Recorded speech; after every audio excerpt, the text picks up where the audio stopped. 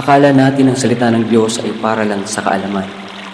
Pero ang totoo, ito ay para linisin ang ating puso.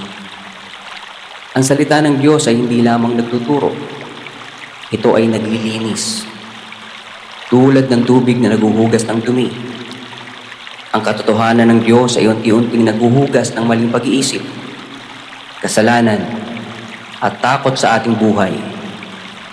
Kapag patuloy tayong lumalapit sa Kanyang salita, ang ating puso ay hinuhubog, ang ating isip ay tinutuwid, at ang ating buhay ay binabago.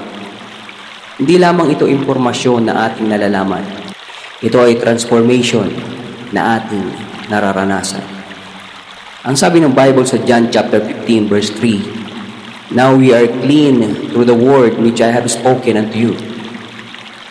Kung ang salita ng Diyos ay naglilinis, ang tanong ay hindi kung may kapangyarihan ba ito. Ang tanong ay, hinahayaan mo bang itong baguhin ang puso mo?